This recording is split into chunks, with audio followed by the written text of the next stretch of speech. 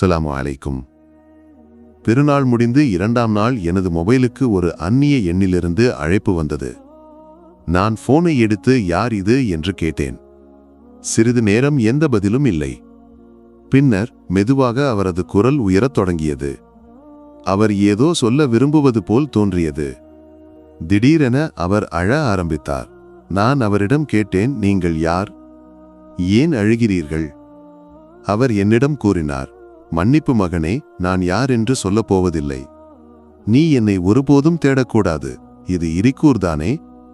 நீ எழுதும் கதைகளை நான் வாசிப்பது உண்டு. நான் மீண்டும் கேட்டேன், நீங்கள் என்னை ஏன் அழைத்தீர்கள்? அவர் பதிலளித்தார், பெருநாளுக்கு சில நாட்களுக்கு முன்பு நான் என் மனைவிக்கும் குழந்தைகளுக்கும் ஆடைகள் வாங்கி வந்தேன். ஆடைகள் கிடைத்த மகிழ்ச்சியில் என் குழந்தைகள் அங்கேயே அவற்றை அணிந்து பார்த்தனர். என் இளைய மகனின் சட்டை சற்று இறுக்கமாக இருந்ததால் அதை பார்த்த என் அம்மா, மகனே, இந்த சட்டையை மாற்றி சற்று பெரியதாக வாங்கி வா என்று சொன்னார். அப்போது என் மனைவி என்னிடம், இக்கா, என் ஆடையின் நிறம் எனக்கு பிடிக்கவில்லை. இதையும் மாற்றி வேறு ஒரு ஆடை வாங்க வேண்டும் என்று கூறினார். நான் மீண்டும் அவர்களை அழைத்து கொண்டு கடைகளில் நுழைந்து வெளியேறினேன். அவர்களுக்கு பிடித்தவற்றை வாங்கி கொடுத்து வீடு திரும்பினேன். அப்போது என் அம்மா யாரும் கேட்காதவாறு மெதுவாக என்னிடம் கேட்டார், மகனே, உன் மனைவியின் அம்மாவுக்கு ஆடை எதுவும் வாங்கி கொடுக்கவில்லையா? நான் சொன்னேன், அதையெல்லாம் வாங்கி வைத்திருக்கிறேன். இன்று மாலை போகும்போது கொடுக்கிறேன். பெருநாளுக்கு முந்தைய இரவு என் குழந்தைகள் அனைவரும் மிகுந்த மகிழ்ச்சியில் இருந்தனர். என் மனைவி மருதாணி இடுவதற்கு மும்முரமாக இருந்தபோது என்னிடம், இக்கா, இந்த மருதாணி சிவப்பே இல்லை, வேறு ஒரு மருதாணி வாங்கி வா. வரும்போது என் அம்மாவுக்கு ஒரு செருப்பும் வாங்கி வா என்று சொன்னார். நான் மீண்டும் கடைகளில் நுழைந்து இறங்கி அவர் சொன்னவற்றை வாங்கி வந்தேன். பெருநாள் காலை புலர்ந்தது. சுபஹி தொழுகை முடிந்து என் அம்மா தேநீருடன் வந்தார். குழந்தைகளை எழுப்பி அனைவரும் மகிழ்ச்சியிலும் உற்சாகத்திலும் இருந்தனர். புதிய ஆடைகளை அணிய குழந்தைகள் அவசரப்படத் தொடங்கினர். நான் என் குழந்தைகளை அழைத்து கொண்டு மசூதிக்கு நடந்து சென்றேன். தொழுகை முடிந்து வீடு திரும்பினேன். மேசையில் என் அம்மா பிரியாணி உள்ளிட்ட உணவுகளை தயார் செய்து வைத்திருந்தார்.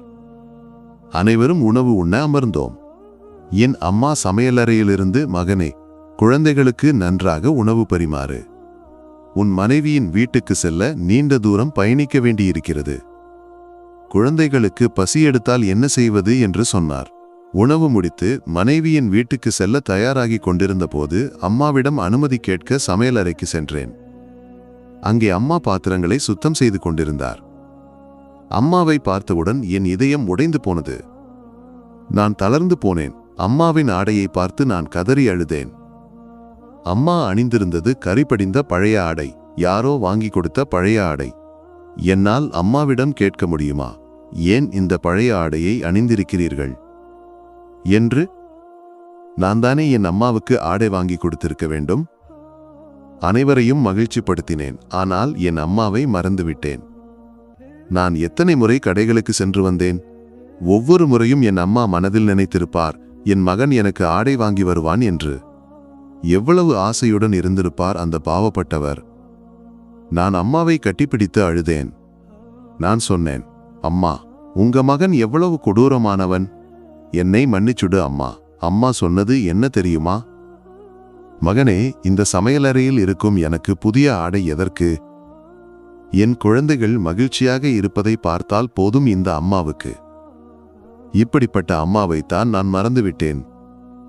பின்னர் அவர் என்னிடம் சொன்னார், மகனே, இதை நீ எல்லோருக்கும் எழுதி அனுப்பு. இன்ஷா அல்லாஹ், இனிவரும் பெருநாளில் எந்த அம்மாவின் கண்களும் கலங்காதிருக்கட்டும். எல்லா மகிழ்ச்சியிலும் முதல் வரிசையில் நமது பொன்னான அம்மா நம்முடன் இருக்கட்டும்.